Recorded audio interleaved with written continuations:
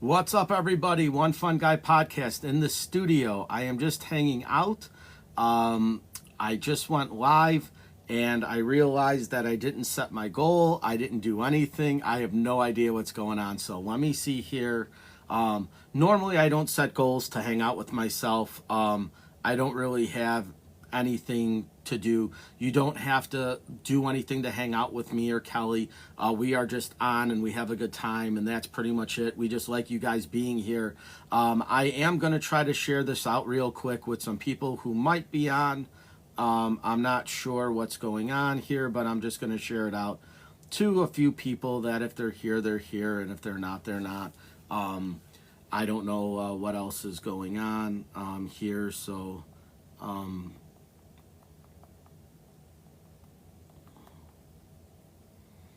I'm going to text Kelly and tell him I'm live.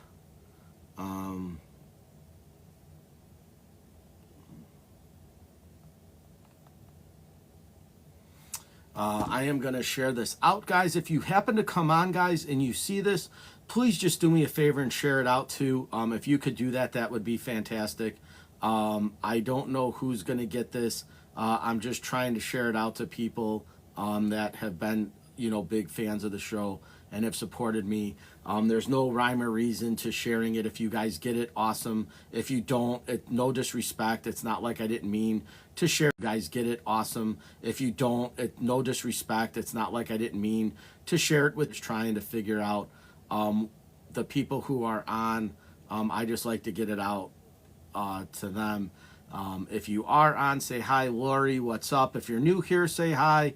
If you haven't followed us before, follow me. I'll follow you back. Say hi, introduce yourself. It's a very interactive group when we do it. So when you're on, say hi.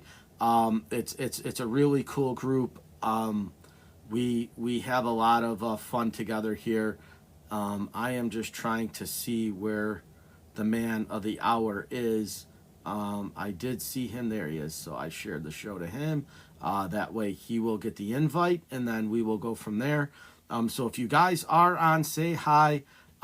Britt, what's up? Goldie, what's happening? Say hi to everybody, guys. Introduce yourselves. Say hello. That was my bad, Goldie. Obviously, I meant to say hi, not I. But welcome. Britt, welcome. If you guys are on, please say hi. Please introduce yourself. Say what's up. Share the show. Do all the stuff. If you see what Ellie, what's up? If you guys like the show, that's awesome, guys. It really helps us out. If you can just like the video. Once we get to 1,000, that kind of gets us to the FYP. That's what we try to do. Daisy, what's happening? If you guys are new here, say hi. Follow me. I'll follow you guys back. If you like the show, please just give us a hi. That would be fantastic. Share me out if you guys can. Kelly, when he gets on, obviously, he's got a huge interactive group as well. He's got a big following with his stuff. If you guys can do me a favor, since he's not on yet, I am going to ask you to do me a really, really, really big favor if you guys can. I'm going to show you what it is, and I'm going to ask you guys to help me out. Kelly created a song. It's called Fire Entropy. His band is Arsenic, guys. If you can go on and download his song Arsenic or Fire Entropy, the band is Arsenic. That's my buddy Kelly. He worked super hard on this song. It's a passion project of his. The music is incredible. It's very industrial, kind of metal goth mix. But if you guys could do me a favor and go to Arsenic, it's on every media platform, Amazon Music, Spotify, Apple, all the independent ones, guys. If you listen to music, if you could just do me a favor and go and download Arsenic. Obviously, you can see I've downloaded it here. Downloaded it. But that's the name of the song, guys. Fire Entropy. The band is Arsenic. That's my buddy Kelly. He's going to be on in just a minute. So if you guys could do that, that would be super awesome. He worked very hard on the song. I'm very proud of him for doing it. He's been wanting to for a long time. There were a lot of hiccups. There was a lot of stuff that didn't happen. But once he did it, it was actually incredible. So I'm really, really, really hoping that it goes super famous and goes viral and everybody does the stuff just for him. That way he can continue working on another song. Ellie, thank you for the gifts. That's awesome. You are the GOAT. I appreciate all the love and support. Ellie is OG. She's fantastic. She is a superhuman being, and she is an incredible person. Ellie, thank you for the support. Heather, what's up? Welcome. If you're new here, guys, say hi. If you like what you see, feel free. Follow me. I will follow you back. This is the pod called When Kelly Hops On. We're going to talk about our record day experience, which was awesome. I got the Rage Against the Machine. I got the Cypress Hill, and I got excuse me, guys. And I got some other stuff. So if you guys are on, say hi. Cage Freak, what's going on? I don't know if that's Cage or Kaji. I'm not sure. Kelly is here, so I am going to invite him. Hopefully I can do that. I don't know how to get him on. Why is this happening? Guest, host, invite. Perfect. He should be on in a minute. So we're going to talk about our record day experience, and all the joys and stuff that we got there. Like I said, guys, I know he's on. I don't want to reiterate this, but guys, please download the song, guys. It's Kelly. Arsenic is the band. The song is Fire Entropy. It is awesome, guys. So if you could do that for me, I would appreciate it. It's on every major streaming platform, and please do that for Kelly. But thank you so much for saying that. I am the reason why I'm ready is that I was working on my play for Dark Thunder. No, that's awesome, right? Finish something up. That's the next thing that's coming out. Jenny, what's up? If you guys are new here, guys, say hi. Welcome aboard. If you guys don't know, God of Thunder is Kiss. Kelly covered it. He posted it on social media. It's awesome. It was kind of he took the stage and rocked. So that was awesome. If you guys haven't seen that, it was a really, really good cover. So it was terrible. I loved it. It was a friend's. I'm getting some feedback. What's going on? I don't know. There's some stuff coming out. There's probably feedback. I'll try to fix it. I don't know. Is there fair enough. Something going on your end that makes it feedback? I don't anyway. Think so. Yeah, no, it was Satanic Hispanic. They were getting married. They had an engagement party at Liars Club, and he's a huge Kiss fan. I'm a huge Kiss fan, so I figured, well, for the celebration, I'll do a Kiss cover. Yeah. Actually, I made one for my wife too, which actually played at their wedding, also a little bit more refined. I was made for loving you, so we did 2 Kiss covers that night. That's awesome. But it was really that time when I was like, afterwards, even though I performed it terribly, I sang horribly. I even forgot the most iconic verse in all of hard rock history. I am the Lord of the Wasteland. I forgot the fucking lyrics to that. That's all right. But people came up to me afterwards and were blown away. And almost a year later, I went to a Kiss karaoke at Liars Club, and they remembered the performance there too. When I talked to the bartenders, they said that they even went back to the security footage afterwards and watched me. Nice. So I figured, well, that's accolades. I'll try that again. So I'm working on polishing it up to be a releasable thing rather than just a fun thing for a friend. But anyway, how are you doing? You picked up a few records at Record Store Day. I did. So I ended up getting the Rage Against the Machine. So I'll show you guys. I did not open the other one yet. I want to, though, soon. So the first one I got, guys, was the Rage Live on Tour. And I did open this one up, and I did listen to it. It's awesome.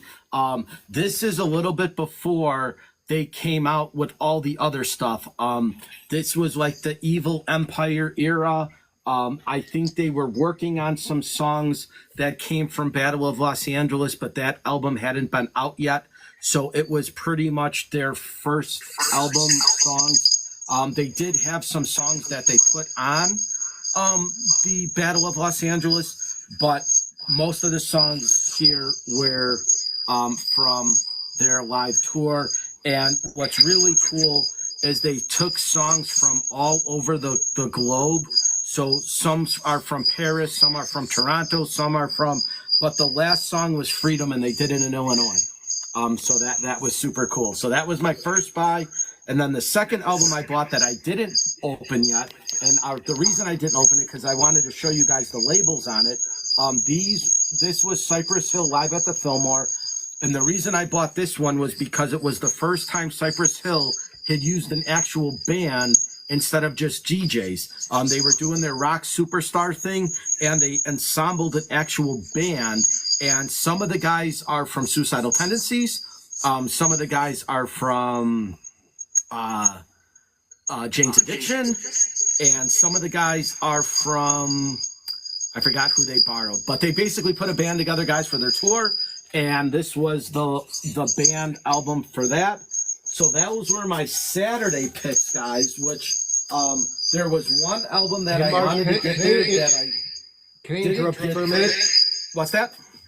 I don't know if your serpent is different. Mine is not, but I'm getting feedback. I'm hearing some whistling sound. I hear it too, but I don't think it wasn't happening before you hopped on. So I don't know if it's... Okay. You did something earlier. Okay. You toned something down a little bit, and it went away. It sounds like a cricket. Yeah, it does sound like a cricket. But I want to hear you too. So no, I hear you. I don't know what's going on here. Okay. Well, let's see if this is better. So it went folks away on the call, for a little bit. folks on here, let us know if the feedback is annoying you guys too, and we'll try to figure out the technical issues. Sorry, keep going. I don't know what I did with the album. I put it in here somewhere. I got all my new stuff here. Let me see what I did with it. It's white, so it should stick out like a sore thumb. I don't know what I'm... Oh, is this it? No.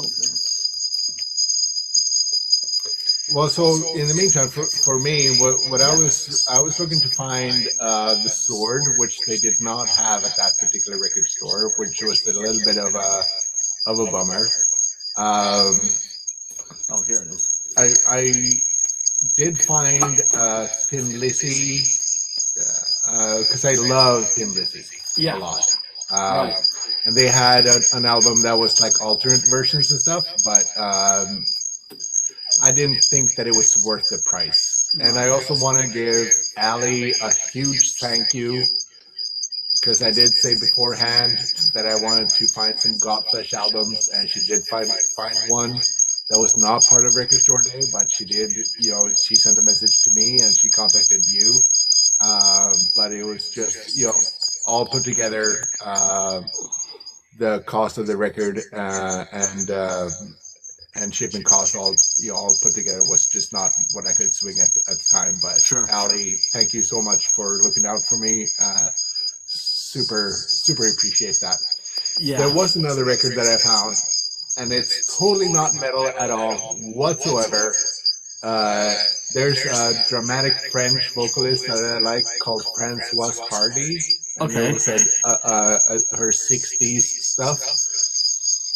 $45 though for a double album. I know it's a double album, but it was still like, nah, too rich for my blood. I had to let that one go. Sure. So then, I just ended up with the Replacements Tim.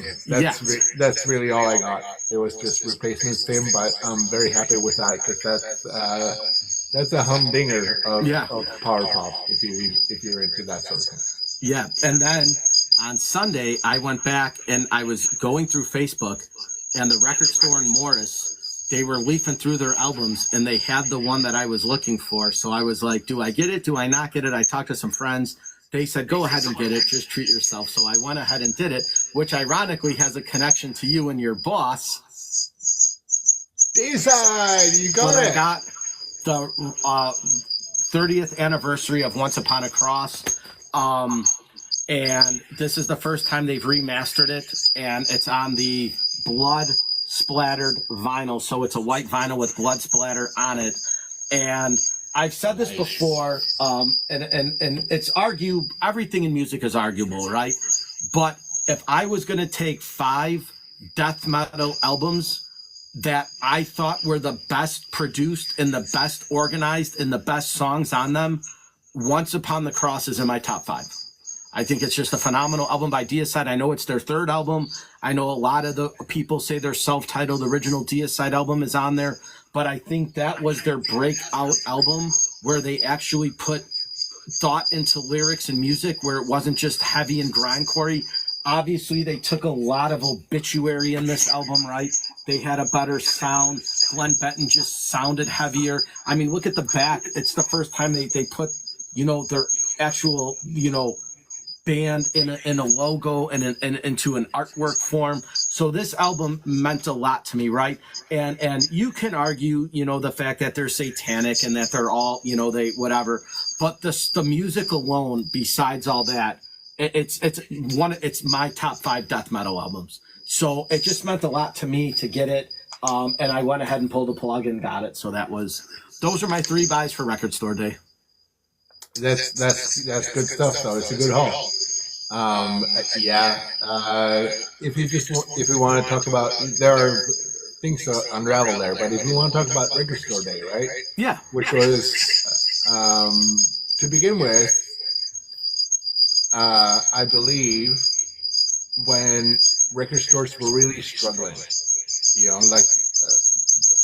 people weren't buying records anymore. It was all about the Napsters and the streaming. And well, I don't know if the streaming had really started to happen very much then.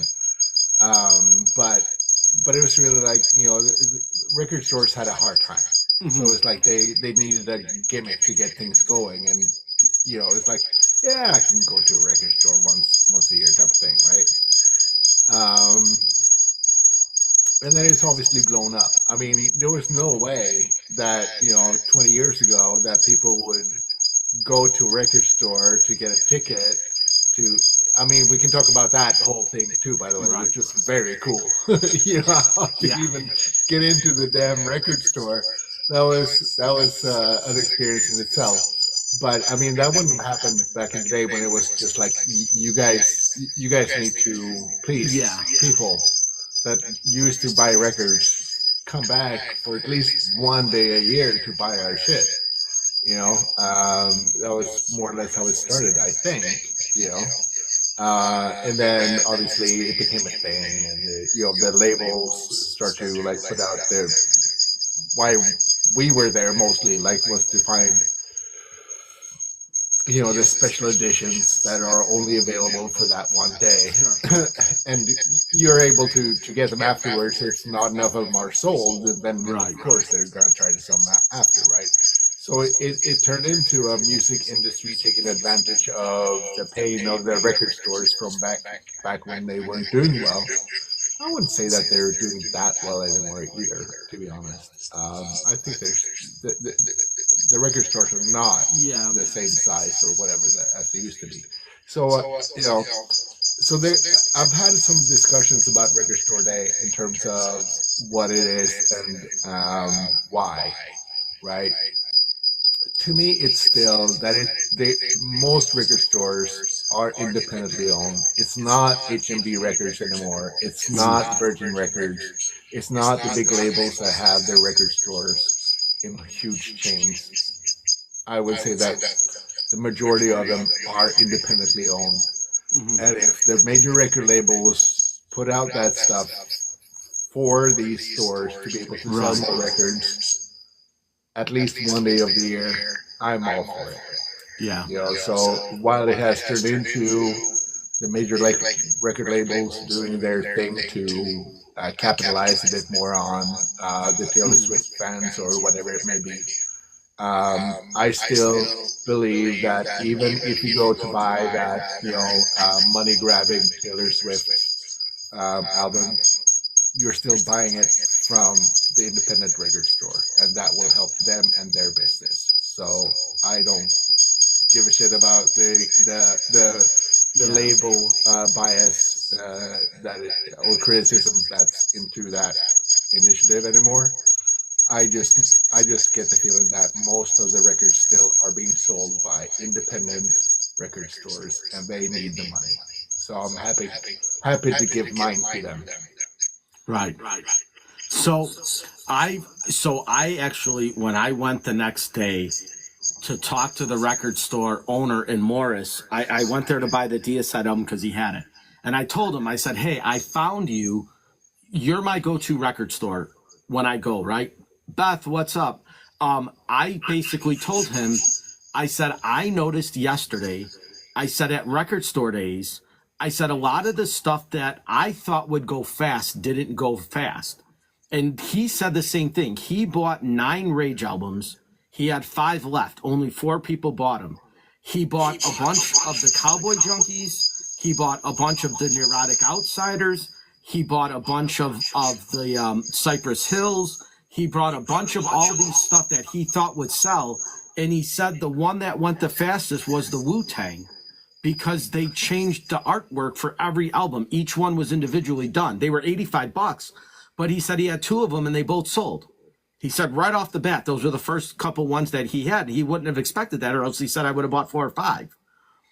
So Wu-Tang always sells. Yeah, so he said he was surprised that a lot of the like Warren Zevon stuff and the jazz stuff didn't sell either. He said it was a lot of the hip hop stuff that sold. More of the metal stuff and the blues and jazz stuff kind of stayed.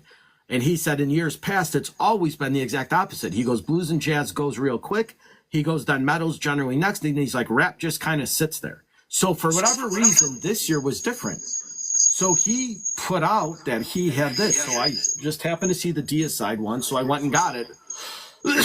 But apart from that, there wasn't anything else that he thought that he had that sold. He still had a bunch of stuff left. And he's like, this, he goes, the year before he'd have sold out. Yeah. Hero Brian, I'm so glad that Hero Brian is there, because Hero Brian was one of those, you know, fuck record store day people that very much against it because of the commerciality of it. Sure. Which I just argued against. My thing is that yes, you know, the record labels are putting out their shit and they make more money, but at the end of the day, it's still the record store. And they benefit from right. And so I think it's a double-edged sword. Yeah. But right. But at the end of the day, the record labels are going to make the money anyway. And, sure. You know, whatever money they make from record store day, it's going to be minimal anyway. But, you know, in terms of that, we talked about it before we went too. That it's like the majority of the money are from the people that go in early and buy a stack of what they think is going to be the most sought after, and then they sell them on eBay. And the labels will not get any of that eBay. No. So what the guy at Morris did is he said you can buy 1 album per customer. You could buy as many titles as you wanted, but you couldn't buy 2 of the same. And if you wanted to buy, you had to go out and wait in line and come back in and buy it again. So he said if it was worth your time to buy 2 or 3 to sell on eBay, he was going to make your time was going to cost your time. That works for me so well. Yeah, and so he said it worked out well. He said there were a handful of people that came back around and bought multiple stuff of the same title, which obviously, you know, they're going to keep one for themselves and they're going to put 2 or 3 on eBay. But he said they waited the 3 hours to get, you know, the albums that they wanted, to the multitudes of them. And he said they went back outside and they came back in and they bought them. And then, you know, 30 or 40 more people, they came back in and they bought them. They were still there. So he had no problem with that. And he said he understood what they were going to do and how they were going to do it. But they followed his rules and he was okay with that. He said that he maintained order. All the other people were happy. They understood what the person was trying to do. They were very nice. But he said, you want to come back and buy it when everybody else is done? Be my guest. And that's what they were doing. And that's how they set it up. That's perfect. Yeah. That's the model that I support 100%. Right. Now, how did you think they did at the record store we went to on Saturday? How did you like their setup? Did you think that was fair? Did you like the time they let in the store? Did you like the amount of people they let in the store? Do you think they could have done anything different? So for reference, guys, we'll tell you what happened. Me and my buddy Chris, I went to a wrestling show Friday night. He got there at 10 at night. I said, there's no way I'm going to be there at 10. The show didn't end until 10:30. I was downtown Chicago. After the show, I got in my truck. I raced down to the record store. He was already in line. Me and him got wristbands. I said, let's roll back a little bit. Sorry, Mark. But the thing is that this is a record store that is famous for Record Store Day. To have a good selection of the records that come out for that. Sure. So people are eager to get into the store as they open to be sure to get the albums. And it became unmanageable, so now they had to have tickets that you had to get beforehand. So that's what we're talking about now. So the first person tickets they posted to get into the record store. Right. So they were giving out the tickets at midnight. Remind you. The first person to line up in line was there at 4:15 p.m. So that means that they were going to wait 8 hours until midnight to get the number one wristband, to be the first person in the store the next day. So Chris waited in line. I got there. Me and him got our wristbands. And I said, can I get one more? And he goes, you kind of got to wait till the end of the line. I was like, that's fine, right? So I got Kelly, I think you were 104, right? Or something like that, or 101, something like that, right? So it wasn't that far off. It was only 20 people. So we asked him, do we have to get here at 7 in the morning when you guys open, or do we have time since he goes, there's no rush to get here. He goes, you guys stood in line. He goes, get here between 9 and 9:30. He goes, you'll be fine. He goes, if you want to get here at 7, you're more than welcome. But he's like, by the time it gets to your number, it'll be about an hour and a half. He's like, I would say 9 o'clock is a good time to get there, right? So I was there at 8:45, but they were not open yet. It was a closed door, so they didn't open until 9 anyway. So he said you can do what you want to do. Now, the people who got there early at 7 were the ones who didn't get wristbands the night before. They waited in line to get the first ones on Saturday morning. But their numbers would have been 125 to 130 and moving towards the 200 range, where we were all within that first basically 100 people. So that's how it worked for us. So when we got to the store, we went in. Kelly said, hey, if you find these albums, hold them for me and I'll get them. So that I did, right? But there were plenty of the replacements. The other one they didn't have. I was leafing through. There were 4 or 5 Rage ones when I got there, so I grabbed one, and I grabbed the last Cypress Hill one, which wasn't on my list. I had the Black Sabbath on my list. I had the Neurotic Outsiders. I had Judas Priest. I had Skin Lab, and I had the Doors on my list. Well, by the time that I had gotten there, the guy had the Cypress Hill one in his hand, and he put it back, and I'm like, well, there's only one left, and there seems to be a multitude of these other ones. So maybe I'll just hold on to the Cypress Hill for now. And if I decide not to get it, I could always put it back. Well, I decided just to go and get it because it wasn't there. And they did not have any at the other one and more. So I'm glad I got it. So that was a pick for me. Now, the next day I go on eBay and the Doors one's there for $29.99. It was fine. There was no discrepancy in between what we were doing and what we weren't doing. Everything was good. Everything was there. Like I said, me and Kelly had Ellie on the line. I said, if there's anything at your local record store that they don't have here, buy it. If there's anything you want from us, we'll buy it here, and we'll just trade off at some point. We'll just mail it to each other, or we'll get together somehow and trade them off. And so that's basically what we decided what we were going to do. And for us, it really worked. And we were very, very happy that that's what happened, and that we made it work between the three of us. Me and Kelly ended up getting exactly what we wanted, so it ended up being good. And then, like I said, I went back the next day and got the Deicide album. I had talked to some friends the night before. They basically said, hey, if you see it and you can get it, go ahead and treat yourself. It's record store day. And obviously I didn't want to spend a whole lot of money. I had to be, financially responsible as well. But at the same time, I was like, I'm going to get something that I wanted, and I went ahead and pulled the trigger on it. And that's what I did. So I was very happy with the way the day turned out. I got to hang out with Kelly, which is always a plus. We got to see my buddy Chris, which was always a plus. Everything we did that day was just super fun. We were really happy that it worked out the way that it did, that we were able to get the albums we wanted to, that the experience was great, that we got to do everything that we wanted to do, and we were super stoked that we were able to get the albums that we wanted. So with that being said, it was just a super fun day. The experience the night before was great because I went to New Japan Pro Wrestling. I ended up going to get the tickets. Me and Kelly met up in the morning with my buddy Chris. That was a super fun experience, and we pretty much had an incredible day. Like I said, hanging out with your friends is always cool. I always love when I get a chance to talk to Kelly about music and the excitement and the stuff and the energy that we feed off of each other with. It just comes out tenfold when we're in person. So it was just a really, really awesome experience.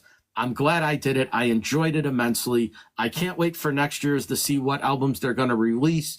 It should be, I think, the second week of April, I think is generally the Saturday they like to do it.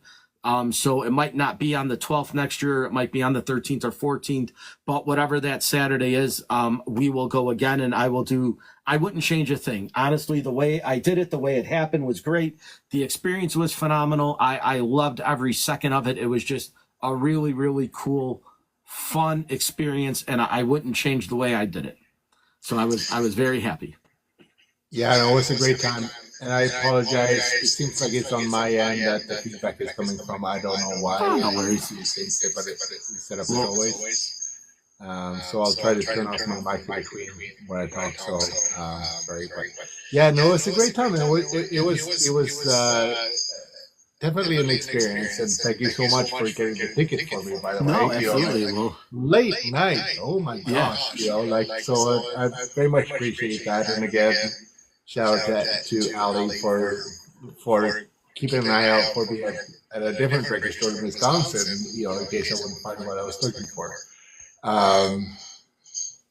There were other albums though that I was asked afterwards if I spotted them, and that was like there was a Terrorizer World Downfall version as well that was supposed to be there. I did not see that where we were. What else was there? Dwarves. There was a Dwarves, but it's available on Spotify. So Right. That one they actually released on Spotify, so I can listen to that. But it's mostly like live versions of stuff. Sure. So it's a matter of like, yeah, is it worth the extra dollars for a record store day type stuff? I didn't have Tim to start with, I have to say. It's a one replacement album that I did not have. Yeah. And even for people that I know that are hardcore replacements fans, they're like, yeah, no, it's worth it. I told you about it. They had dips on it. Like they called their record store in advance and said, oh, just hold Tim for me, please. And the record store said, yeah, sure. You don't have to send it on. Whatever. I'll keep it for you. But it's one of those things where even fans that have the original version are going to get the second one because it makes it better. Sure. When you're an audiophile and you're a huge fan, that stuff matters, right? Yeah.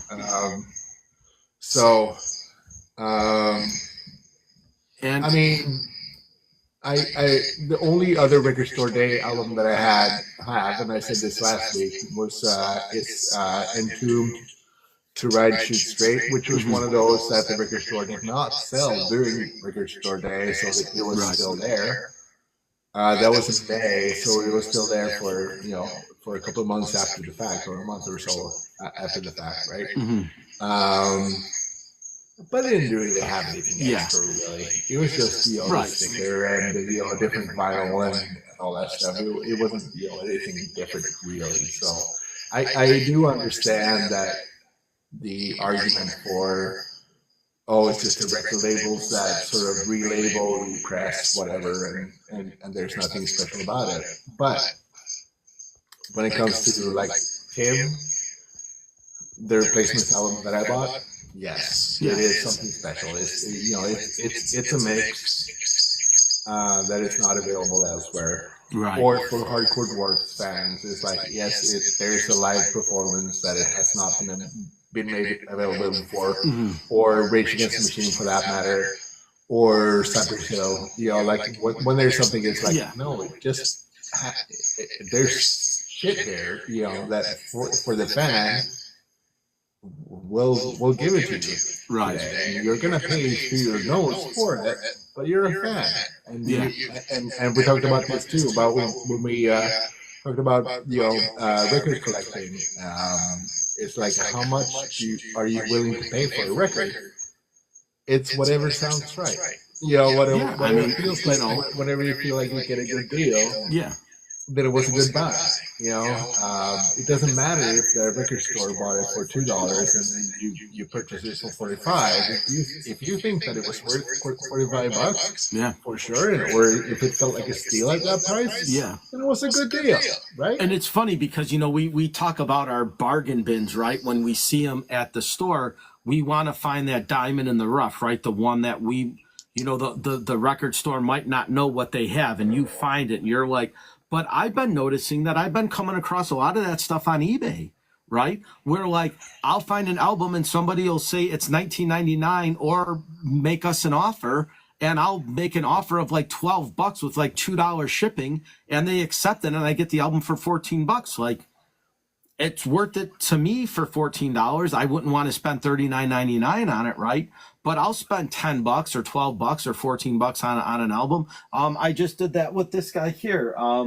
I will show you what I ended up getting the other day, which I was shocked that the guy on eBay sold it to me for the price he did, which was the great price of $11. That's amazing. So I was like, I'm a huge Cradle Phil fan. I didn't have any Cradle vinyl, and the guy had it for $19.99 or, make us an offer. And I made an offer for $10, which was basically the half of it. And it was, I think, it was $1.19 to ship. So I bought it. It was $12.63 total. Amazing. So I've been finding a lot of the bargain stuff on eBay, right? And obviously there's regular prices, right? Or, somebody will say if you buy 3, we'll knock 20% off, right? So if it's something that you can't find anywhere else and it's worth, like you said, if it's worth it for you to buy it at that price, then it's worth it for you. But I've been finding just a lot of stuff on eBay that's like, people just don't want to sit on it, or they, it's been on there for, 45 days or 50 days or 60 days and they just want to get rid of it. And you just give them an offer that you wouldn't think they'd ever accept, and they're like, I just want to get rid of it. Here, fine, take it. Yeah. No, we talked about this a bit earlier too, which is, the repressings versus the originals or whatever, right? I mean, I do value the originals. The originals, like, right?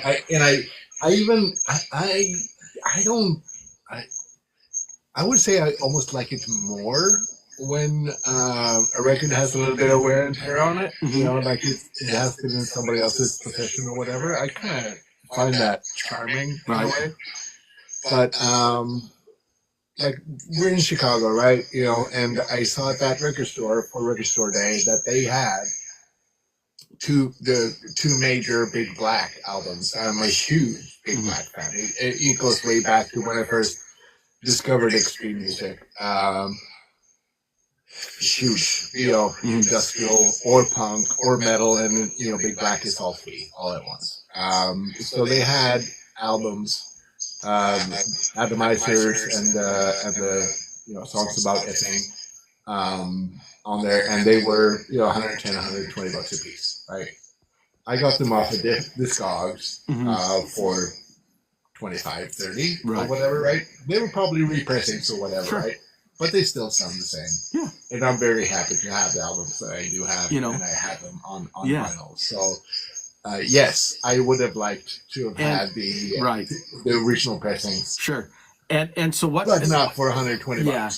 And so what Kelly's talking about, guys, just for reference, is when you buy the original version of the album from whatever one it was released the first time around. So let's say it was a 1991 album, right? And you buy it. If you bought it in 1991 and you fast forward now 34 years later, right? You look at it and you're like, wow, this album was really, awesome. If you want to sell that album on eBay, it's not uncommon to ask a couple $100 for that, right? So if you, for example, I'll use the Cradle of Filth one, right? Cruelty and the Beast. When you find the first pressing of that album, especially the ones that were pressed in the UK and Canada, that album is $5.99, $6.99, $700, right, for the original. The repressing, the anniversary edition that I got for $12 is a repressed, but I like it because I like the songs on it. If I'm going to listen to Cradle of Filth, 99% of the time I'm going to my phone, I'm typing Cradle of Filth, and I'm going to listen to my playlist, and that's what I'm going to listen to. But when you come across a vinyl like that for as cheap as it was, or I should say inexpensive as it was, it's a win. So to have it in my collection is good. Now, if I wanted to buy the original 1990 version of that album, and if luckily if I maybe found it shrink wrapped and nobody else used it, it was new to me, I'm going to pay upwards of several $100s in order to get that album. Now, was it worth it? If I had the money and I wanted it that bad, like Kelly said, is it worth it to you to do that? If you want a first pressing of that album and you're going to keep it and you're going to, maybe. But to me, it wasn't worth it. The $12 one was, and that's what I bought, and I'll enjoy it. If to continue the conversation, if I was in the situation of I had the $20 repressing of the Black in one hand, and I had the original pressing in the other for $50, I probably would pay $50, right, for the original one. I'm that kind of guy, right? But 120, no. Right. You know, like there's a limit. Again, we get back to the thing, like, you know, when you feel like what you're paying for is a deal to you, then great. You know, and it's no different than any other hobby, right, guys? It's the same thing for people who collect comic books, the people who collect baseball cards, the people who collect Pokemon, the people that collect anime. It's the same concept of all those things. If you find something of value to you and you think it's worth it, you buy it. If you have the money, God bless. No one's going to say anything. But at the same point, you have to realize if you are on a budget and you have some money saved for some stuff, you have to be cognizant of what you want to spend.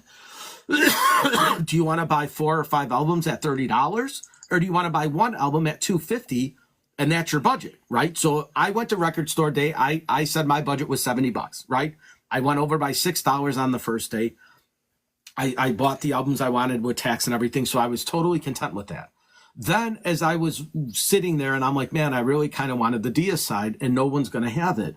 And it just so happens that I was scrolling through Facebook and I came across the Record Store in Morris and the guy's leafing through his bins and I happened to see one left. So the next day they opened at noon. I called him. I said, hey, do you still have that? And he's like, yeah, I got it. I go, would you mind holding it for me? Would you put it aside? He goes, listen, no one's going to come and buy this in the next 3 hours. He's like, I trust me. It'll be here when you get here. I'm like, all right, cool. So I walked in and sure enough, I think it was like the 3rd or 4th album because it was D, right? So it was right there, right in front. So I bought it just like he said. He's like, it was still there. So I felt like I needed to buy it, right? And it was the only one. And the guy's like, I could probably get more if I needed to. He goes, but it just depends on what's out there and what's available, right? After you make your initial purchase, you know, sometimes they just kind of lock the stuff away and they put it back in their thing. So, you know, next year or a year down the road from there, they might re-release them and they'll charge an extra 30 or 40 bucks and make their money on the back end of it. But I was glad I bought it. And again, the Deicide one was actually cheaper than the other two. The Deicide one was only $28. Yeah. So there is something to be said though about you know, if you're not too attached to your stuff, that it is still an investment, and it could have substantial value as you go along. I was thinking last week about a Merciless album that I bought for like, you know, $5, you know, when they were playing a show, and it's now $700, right? You know, that kind of thing. And, you know, and there, you know, and when I got the Discogs app, and I started to just scan my record collection, and there were some albums where it's like, what, that one is worth that much? This is like $1 bin thing that I got, or you know, like, are Fu Manchu really that popular? Like one of my most Valiant Records, it's a Fu Manchu album that I love Fu Manchu, Yeah. but I never would have thought that, Sure, right, and The Action As You Go would ever be worth $150. yeah, and that's exactly when I bought it, original, the first pressing type of thing, because I bought it when it came out. Right.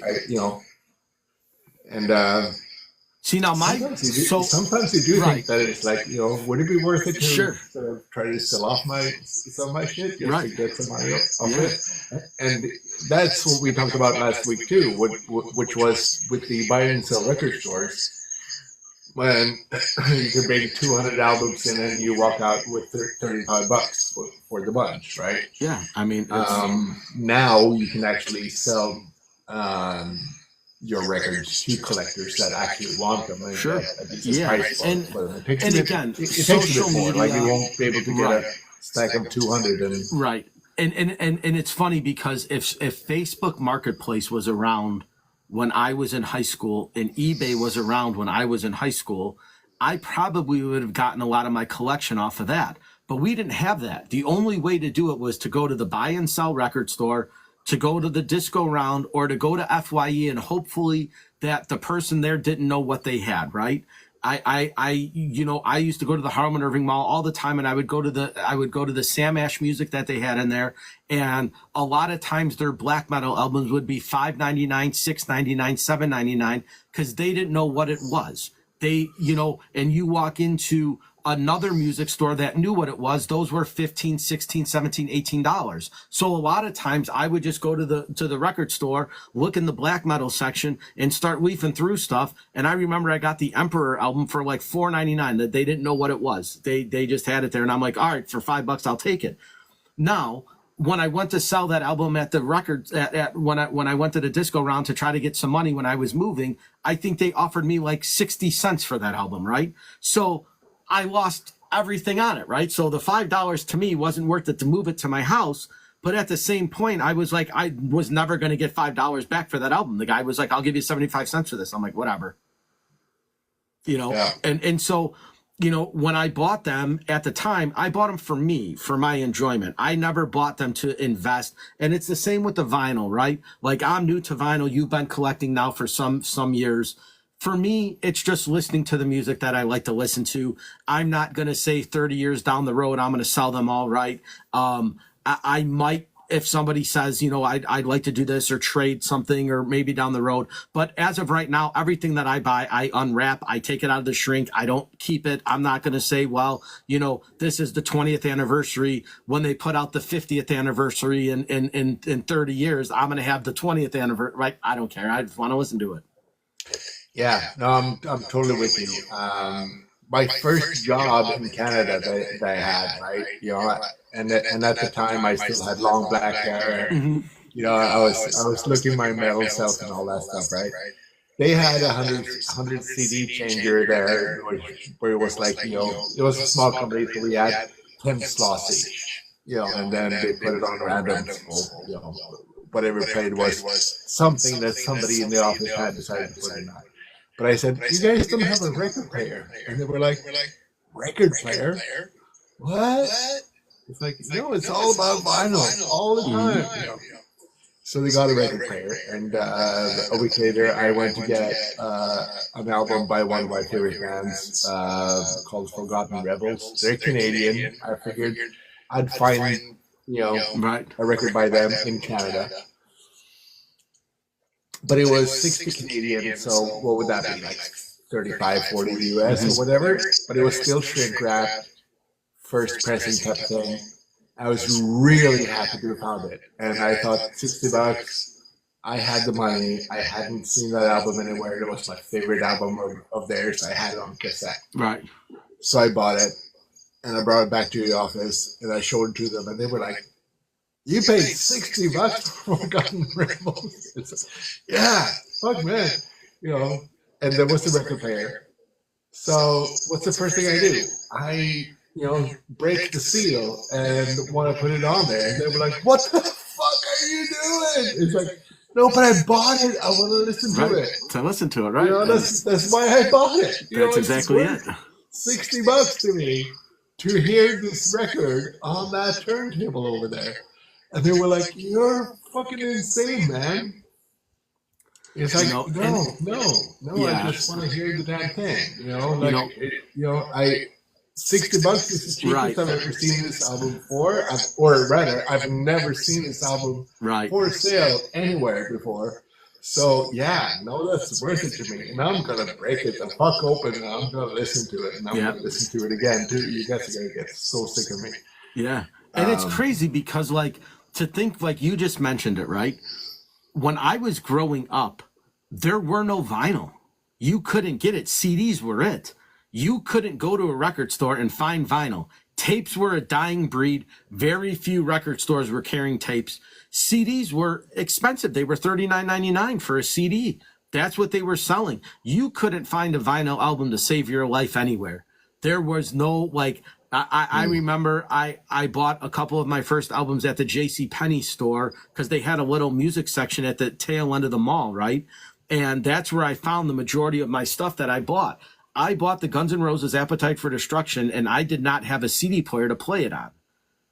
So I had to wait to get a CD player to actually enjoy the album that I bought. It was sitting there. And it was that kind of experience that, like, got me excited. But all the way through high school and pretty much college, vinyl was non-existent. Vinyl had a resurgence a little bit ago, and I was not in the vinyl. It was impossible to buy it unless you went to a used record store and was able to find it. Very few times was that available. Now it's all you see. It's very hard to go into a record store, like a music store, and find CDs. Most of it is all vinyl now. In Sweden, it was a competition between the two. It was always you had your pick. You could either buy the CD or the vinyl. But because there was a higher profit margin, I guess, on the CDs, it was usually that the CD had to provide something extra. So it's usually an extra song, like the Japanese radio edit, or whatever to get you to buy the CD. And I bought into that. I often I want to get the quality of the songs. That's what matters to me. Like we were talking about, it's like I want to hear the music, and if I get more music on the CD and I have to pay $20 more for it, or $10 more for it, or whatever, right? Then that's what I'll do. Most of my friends, though, did not subscribe to that, so they stuck with their vinyl records. Yeah. But it was cool. And then and the thing was too, right? We talked about this a couple shows back, right? The way that you recorded an album back then, right? You played it on tape. They would roll the tape and you'd play live into the tape. And then they would say, cut, let's do it again, next take. And then they take the best of the 5 or 6 cuts and meld them together. The way that they record now is all digital, right? You go into a studio, they put a laptop on, you play into the laptop, they can break it down, they can add, they can take away, they can do that. Back in the day when you had artists that would go in the studio and record, they recorded, they played live into a press. And that tape was what the masters were made off of. They weren't put into a digital format, at that time. So you actually had engineers and sound engineers and recording engineers that would get the best sound out of the instruments on that tape. Now, you don't really need that anymore, right? Like you can go and make music pretty much relatively easy with a laptop. Yeah. So, I mean, it was in the 60s when overdubs started to happen, right? When you got 4 tracks and 8 tracks and 60 tracks and all that stuff, right? You just start to overdub and do mix downs and all that stuff. But Jack White also recognized that what you just said is like what you record is what you get. So I wasn't employed at the Third Man Records, that he owns, where there's a studio where if you pay enough, you just go in and you play your tune, and you will get a vinyl record, of that performance. And they also had a number of records for sale by famous bands that had done that very same thing, so it was part of their spiel. Because Jack White is also a huge fan of the old school blues musicians that That's what they did. Or Alan Lomax just showed up at your doorstep, and you had to record that one take, and that's what's in the library, National Congress Library or whatever, right? It's that one take. Thorns, so there's some honesty. Is this there. the heavy metal band? But it's also, the honesty also goes down to that you had to sound that good every fucking time. So but that's also what you just got was Rage Against the Machine live recording, which is a lost art, and it's disappearing, I would say, because bands want to sound as good as the record every time they play live, right? We can go back a long time. There were curtain bands, it looked like Smashing Pumpkins were playing in front of the stage. But they really weren't. There was another band behind the curtain that actually played the music, and there was Billy Corgan and Darcy or whatever, sort of mimicking what the people behind the curtain were actually playing. So that's been a constant thing, or it's been available for a very long time. Now it's backing tracks, obviously, to be able to support the band. So. There's something to be said about the live recording, the art of that to be captured in an honest way, right? Yeah. So, going to 1993, Rage Against the Machine, or was it 95? 93. 93. You can bet your ass that there was no backing track going on for Rage Against the Machine in 1993. So you're getting this is what they sounded like, and if it's close to the recording, or the extra things are exactly what you're looking for. Yeah, and I listened to it, and it sounds and whatever, right? It's an experience, right? Because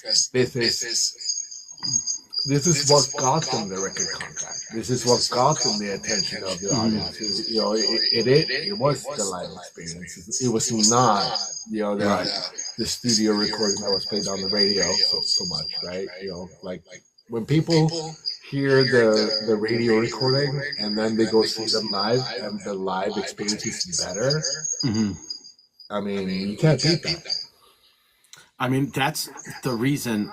Like for me. That's why I was so captivated by Pantera, because when you heard them play live, it sounded like they were in the studio. It was awesome to hear Dime play, because he was phenomenal. He didn't miss a chord. Just the way he played in the studio was the way he played on stage. It was unbelievable. Like, to hear them live was an experience. Well, but I have seen footage too of them having a guy at the side of the stage, pushing down the wah pedal and stuff. So there's fudging in many places, and it depends on the band. It depends on what they want to do. Pantera are not innocent. I'm sorry to say. They definitely had some stuff, But here's the thing, like when you've got a dime bag, right? Nobody can imitate dime bag, right? You can have someone try to play the dime bag stuff, but at the end of the day, people that know dime bag and whatever, they can hear what, if it's not him playing, they will call it out, and then it will be the end of it, right? So, I also want to give Dimebag credit here that he probably wouldn't want that. However, there are certain times where it's like, yeah, no, this is a key moment. I need to be doing this to the audience at that point. I can't focus on the wah pedal at that point. Hey, buddy, can you do the wah pedal for me backstage so my performance can be good? It's not a big deal, right? But hate to break it to a lot of people, but there's a lot of stuff going on backstage with the bands that are big. But yeah, I don't know. Like I said, the way I really don't think that Rage Against the Machine would do that. I think that Pantera Yes, well, I think there's proof of Pantera having uh, cheated, but it's all at the expense of what is it that we want to show the public, right? Also, right? What is it? What is it that's going to be a good show? Yeah, like I said, whether they cheat or not, it's just the way they sounded was awesome, right? They didn't miss anything. So that was always like what drew me to Pantera, where you would see other bands and you could kind of tell that, it didn't seem authentic. Like when Pantera played, it always seemed, because there were times where Don would start a song and he'd fuck up and be like, "Oh, we're doing that over," and they'd play it over again, and then they'd go into the intro, right? Or he'd do an extended solo, and it was like, he'd stop and he'd be like, "Oh man," he's like, "I fucked that up," and and then they'd start again, and the fans would like roar. So it was kind of. So in that case, I can admit my mistake here. So it might be that Pantera dabbled in that and then decided that no, it's just not right. Yeah. So they might have tried it for a while, which is what I have seen in that case, and then just decided, nah, not cool. Right. And to some, it is like, no, it's cool. They just like to look at it. Yeah. And hear music, so. And it's like I said, I don't know. I mean, who knows what bands kind of do. The way that I always liked Pantera though was like I saw them a handful of times, and it was always kind of like when Slayer did it, right? When Kerry King would fuck up, he'd be like, "Oh man," he's like, "Sorry guys, I fucked that part up." And he'd tell you like he'd mess up. And I remember the one time where he forgot the intro to South of Heaven. He played it and he's like, and he stopped and he's like, "Guys, I just forgot the fucking how to play the song." And everyone started cheering. He's like, "Give me a second." He's like, and he shook his head. And he's like, he did one of these and and then he went into it, but he forgot. Literally, he was there and he's like playing the intro and they're all looking at him like, "What are you doing?" And he just kind of shrugged and he's like, "I forgot the fucking intro." He's like, "I played this song 10,000 times. My brain's dying." Yeah, and that can happen. But that also goes back to what I was just saying, that like if they hire a guy to play Dimebag stuff, behind the curtain, the fans are gonna know. They know the subtleties. Like they would be able to pick it up. It's like, right, hold on, that doesn't sound. Same thing with Slayer. Like you cannot imitate Kerry King or Jeff Aaron. Like you just can't. Yeah, you can try. My wife was in a band with a guy who was in Smashing Pumpkins' curtain band. Mm-hmm. So he learned how to play like the Corgan to make it sound like Billy Corgan. So it sounded like Billy Corgan was playing guitar. Fantastic guitar playing guy. He was at the Refuse show I was just at, by the way. So I wanted to delve into it a little bit more, but we only had a few seconds. Yeah, and I mean, like I said, you give away industry secrets. The true fans aren't going to care. They're going to say, "I don't care if it was Billy Corgan or not. It was his voice. He was singing. That's all I care about. I don't care about his guitar. I don't, and the true fans are going to ignore it. They're just going to be like, whatever." Well, the true fans are going to know, and they will be the ones that notice, I think. But for for an arena band, maybe depending on the band. So Pantera might have to step back on it and say that fuck it, no, it just feels dishonest. But for Smashing Pumpkins, knowing how much of a douche Billy Corgan is or whatever, he's like, 20 people are gonna notice. The other 19,000 are not gonna care. Right. So, whatever. I know. I hear you. I didn't mean to distract that, but I mean, there's for live shit, there's a lot of fakery. I know that Rage Against the Machine, though, they are from the hardcore scene. They, Zach was in Inside Out, well respected, straight edge hardcore band, and they had no reason, with the rest of their attitude to do fakery. Like and also like it cannot be imitated. Right. Like their rhythm section and Tom Morello's guitar playing, you cannot imitate that. You can hire musicians to try, but it's not going to be the same. And it was the same way when they did Audio Slave too, right? I mean, they lose Zach and they get Chris Cornell, who's arguably one of the best vocalists on the planet. I mean, you can't lose. I mean, they struck gold. No, Audio Slave did not work. I disagree. I don't think that Audio Slave worked at all. So it's funny because I saw Audio Slave live, right? And they were very careful how they picked and chose what Rage songs they were going to play because Chris Cornell is not Zach De La Rocha, right? So they didn't do a lot of the rap rock stuff. They did a lot of the Rage stuff that wasn't rapping. And Chris knew he couldn't do that. They did do a lot of Soundgarden stuff, though, which was kind of cool because it was him with the acoustic guitar and Tom Morello doing it. So they did pick and choose their songs wisely. But I was like, when the Audio Slave album came out, I actually really liked it. Like I thought, because I took it for what it was. I knew it wasn't Rage and I knew it wasn't Soundgarden, but you have these eclectic musicians and I thought it sounded good. I think they didn't try to be one of the bands. They just created their own thing. And that's what I appreciated about it. Now, when you saw them live, it was very unique because you played Audio Slave songs, you played Soundgarden songs, and you played Rage songs. And they were very picky and choosy about what Rage songs they did. They did the ones where he could sing and he didn't have to rap over it, which aren't many, but they did. They did a lot of the ones that they did, and it worked.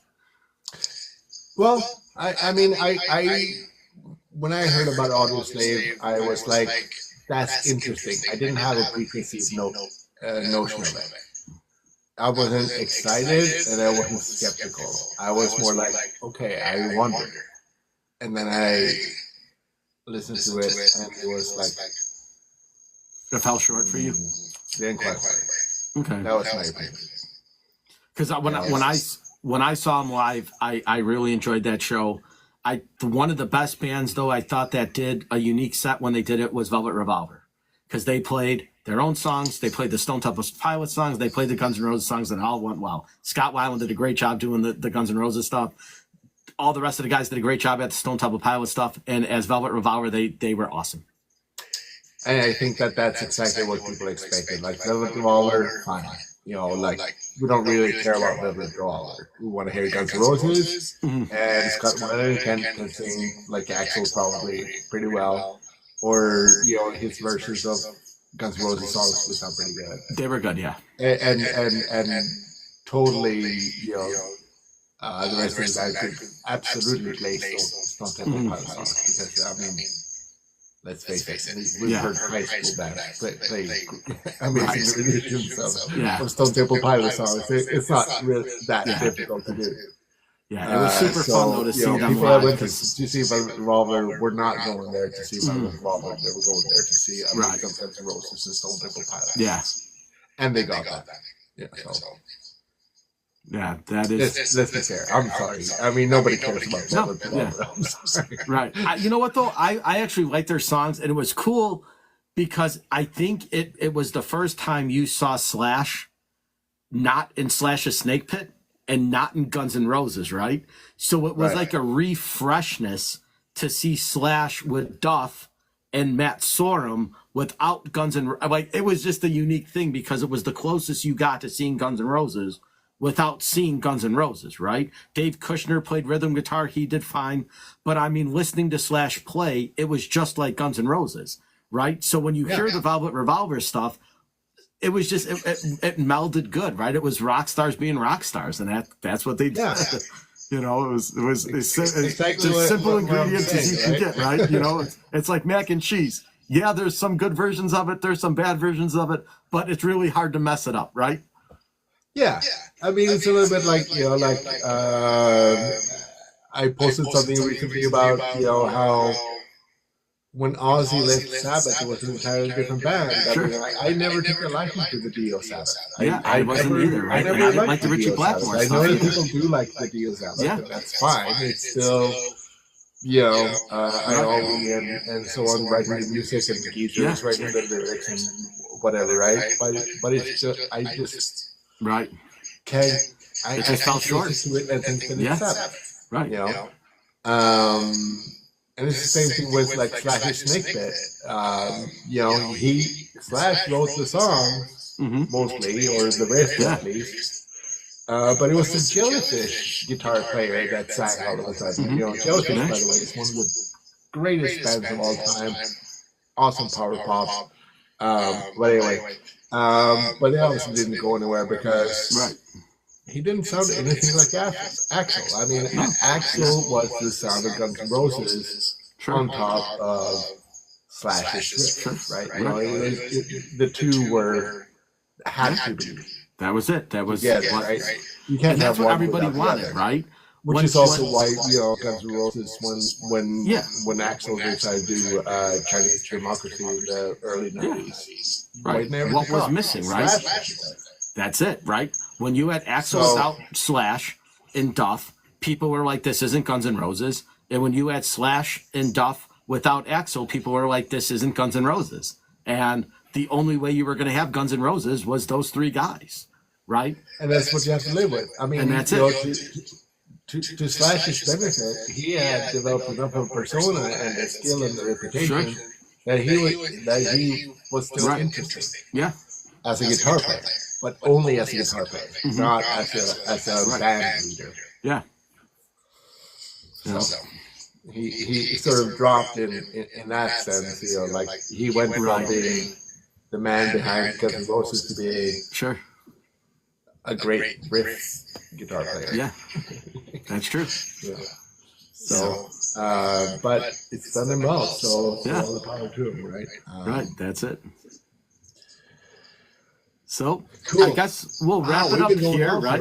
Yeah, we got an hour and 10 minutes in, right? So yeah. Sorry that I went off. No, we're good. So yeah, we'll wrap it up here, guys. We'll be back on next Thursday night. Maybe we'll talk about, you know, frontmen in bands. There was a guy that just posted on, he had Dio, Halford, Freddie Mercury. There was like 6 or 8 people, and he said, name a vocalist that should be on this list that's not. And I had said Bruce Dickinson and Sebastian Bach were my 2 picks of guys that were vocalists. I probably could have put Jeff Tate on that list too, of Queensryche. He's awesome. Great voice. Great frontman. Yeah, I'll have to think about that. Yeah. So you know, a few come to mind. Yeah. I mean, Bruce Dickinson has to be there. I mean, that's a no-go. Yeah. Or like it's indisputable. Yeah. I mean, I think Robert Plant was on that list. David Coverdale was on that list. There were a different like vocalists that were on that list, and the question was, I think there were 4 rows of 3, so there were 12, and they said who else should be on this list, and that's who I added on. I'm sure there's tons of other ones though, but I tend to go to the old ones, right? You know, so I go maybe to like Alice Cooper would be one that I would put on the list, right, for sure. But then when we get to Showman, you know, they being kids, I like to, right. I would say Gene Simmons. They said singers, not frontmen.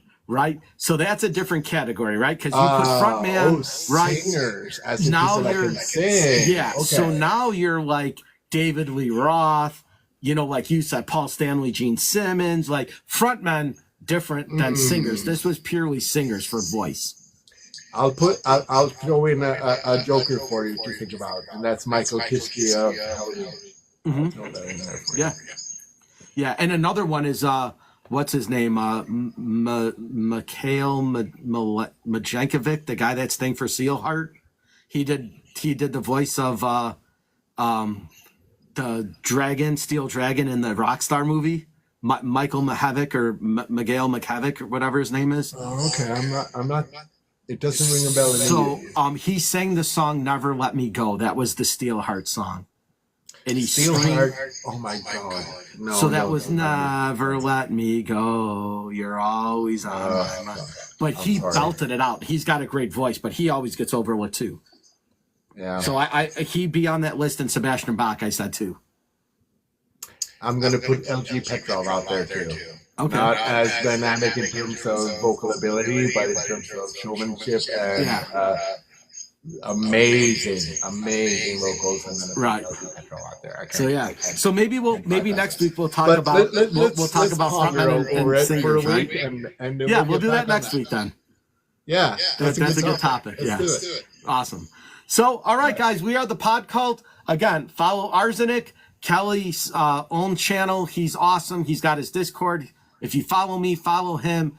If you are interested in any of the stuff he's got going on, just check his link. All his stuff's in his bio. Check out Arsenic, guys. Help him, make this song, uber popular and let it go viral. So we get more Arsenic songs coming our way. And everybody follow Mark, One Fun Guy Podcast. Thank you. It goes way beyond metal. It goes into life interest. Great take on that. So. I appreciate it. Well, thanks, guys, for doing all this stuff, getting us to the 1K, doing all the shares and all the stuff. It means a lot to us, guys. We'll be back next Thursday. This video will be uploaded on YouTube, so follow us, like us, share us, do all this stuff, and we will see you guys next Thursday. Bye, everybody. Cheers.